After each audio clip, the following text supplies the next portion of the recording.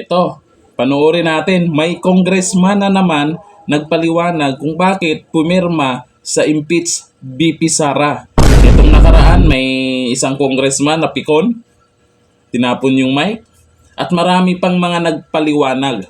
Pero kung mapansin nyo po yung mga nakaraan ng mga nagpapaliwanag, yung dahilan nila na pumirma ay hindi talaga na gustong ipa-impeach si BP Sara. Hindi talaga kung sa tingin nila ay guilty ba si BP Sara dyan sa mga akusasyon. Ang dahilan ay isa na to sa papanoorin natin. Pero sa mga hindi nakakaintindi, katapos ng video ay paliwanag ko sa inyo kung ano yung pinagsasabi niya ng congressman na to. Habang nagsasalita siya, mukhang walang nag-agree sa kanya. Tahimik yung mga tao na nanonood sa kanya.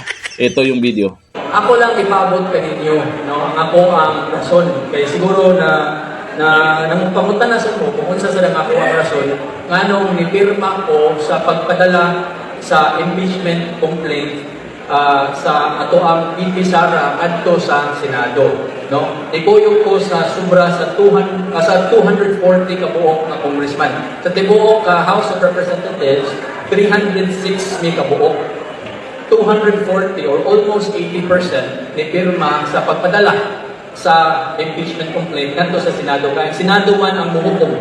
Ang Senado o ang mga senators mooy mo decide na abay sala or wala, guilty ba sa katong mga aligasyon against sa ato ang BP Sara. Siguro nakadungog na mas mga aligasyon nga medyo serious man sad. Kabahin sa mga confidential funds, kabahin sa katong isulti siya nga iyang patyo ng presidente, patyo niya ang first lady. So, angay lang sad nga matagaan sa sakto nga forum, no? Ang ato ang VP Sara ay karon wala na makatod-hatod sa media, no? Kung sa mga information, matagaan siya sa saktong forum o lugar, konting ato sa Senado nga makatubag sa mga issue. Pero ang rason yun na po, duha ka buo, no? Ang ato ning ipaabot ka ninyo. Ang number one reason yun ako, mga gini siya yung pinaka-importante sa ako ang tanaw, number one reason yun ako, ano ni Boyong ko sa majority ngadto sa House of Representatives. Number one reason yun, tungod ninyo. Tungod ninyo, mo na nga ipuyong ko sa majority. Dili ko gusto nga ang ato ang mga programa, ato ang mga proyekto, diri sa ato ang distrito marisgo. No? Sama sa ato ang scholarship. Ang ato ang scholarship program, dili sa ato ang distrito, sobra na sa 16,000 kabo karon lang tubiga. Sa ato ang assistance para sa ato ang mga PWDs. Nanghatag ta og PWDs karon, assistance sa ato PWDs karon adlaw ato nga semana sa lilukan. Assistance sa ato ang mga mananagat, assistance sa ato ang mga solo parents, assistance sa inyuha, sa ato ang mga drivers, no? Assistance sa mga vendors, sa ato ang mga programa dinhi sa ato ang quinto distrito. Plus sa ato ang mga proyekto na ako ipatukod nga duha ka buok nga universities dinhi sa ato ang quinto distrito. Usa ka university dito sa Liloan, usa ka university dito sa Borbon, na ako ipatukod nga airport ngadto sa Camotes, na ako ipatukod nga hospital ngadto sa Liloan, government center, kaning ato ang mga covered courts, mga kadalanan na ato ipasiminto, kaning mga classrooms na ato ang ipatukod, no? Sulod ni sa tanan ato mga programa o sa ato mga proyekto o mao na ang rason nganong dipirma ko, nga di ko gusto nga marisko ng ato ang mga programa. Kaya kung mahitabo magod nga dili ta mo puyog sa majority, dili ko mo puyog sa kadaghanan dito, mauwahi ang ato ang mga hangyop, mauwahi ang ato ang mga programa o mga proyekto, no? Unya, delikado kayo masiruhan ko sa ako ang budget. Masiruhan ta sa ato ang mga kayuhan, mga programa sa ato mga proyekto dinhi sa ato ang quinto distrito. Hinumdumi ninyo, mga kaigsuunan ko, karong Mayo 12, dili ni siya eleksyon sa presidente. Dili ni siya eleksyon sa vice-presidente. No? Ang presidente o ang vice-presidente nato karon maura gyapon ang presidente o ang vice-presidente nato ini kahuman sa Mayo 12. Ang eleksyon para sa presidente karon pang 2028. Kung simba ko, masiruhan ko sa akong budget, ipaawahin mo kita sa 240 ka buok libutan, di man gyud ka mapuna kung dili ka mupuyo sa kadaghanan. Kung pananglitan masiro atong budget, dili tatagaan ang pondo para sa tuwa mga programa, mga proyekto, asa man ko padulo. No?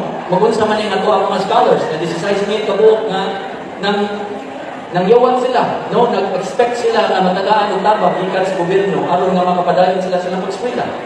Kani nga tuwa mga kaigsuonan nga na hospital, sa mga pribado ng mga hospital, dili na sila kaduon ni nato, kaya wala na tayo budget sa mga hospital. Kani nga tuwa ang ayuda para sa tuwa ang mga drivers ninyo, mga solo parents, mga PWDs, mga vendors, no?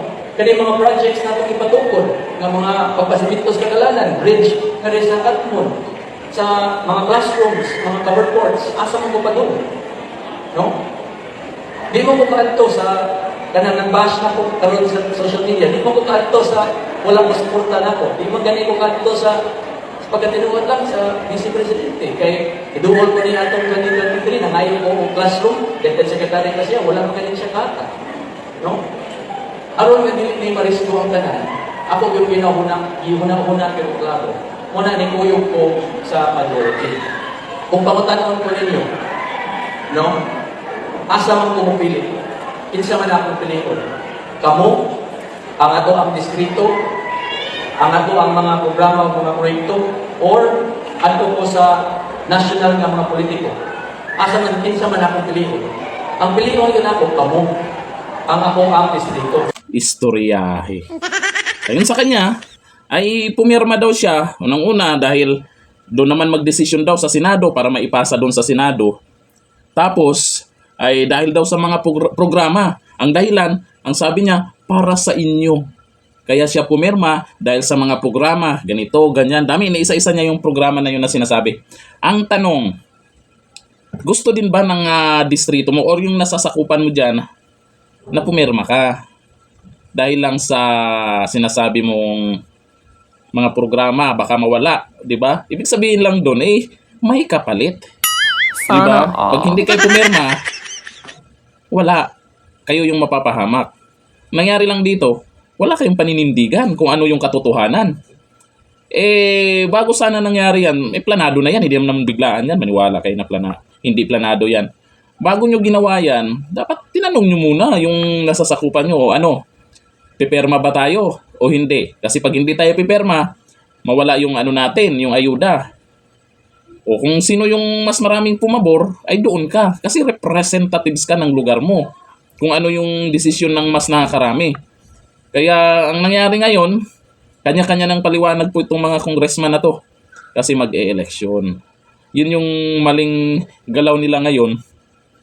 Tiniming pa na mag-e-eleksyon. Hindi nyo inintay pagkatapos ng eleksyon. Kaso nga lang, patapos ng eleksyon, panibagong line-up na naman yon. Back to zero na naman. Kaya, ang nangyari ngayon kasi, pagdating sa Senado, minadali nila, akala nila mapa-impeach na, ay wala.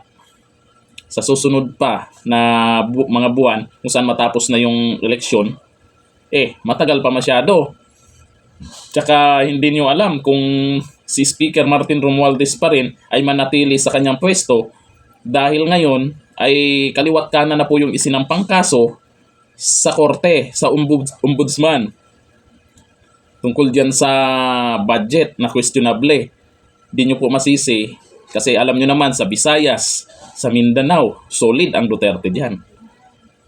Kung sa akin naman, mukhang hindi papasa yung paliwanag ni Kong. Sa inyo kaya, pasado para sa inyo? Kung sakali na pumirma yung congressman nyo, ang dahilan ay para hindi mawala yung ayuda or yung mga programa, pabor ba kayo? Kung congressman nyo, ba mga congressman nyo pumirma? O kung ganito din ang paliwanag, kasi ito yung magandang paliwanag talaga nila. Alangan naman aminin nila na nakatanggap sila ng 150 million. Bali-balita naman yon, maraming nagsabi about sa 150 million na yan. Alangan naman aamin sila kung totoo o hindi. Magandang dahilan yan na dahil sa ayuda kasi siyempre dyan din sa speaker. Yan na nga ang sinasabi ni VP Sara dati, ang may hawak ng budget, speaker. Sana all. Nandito na, thank you.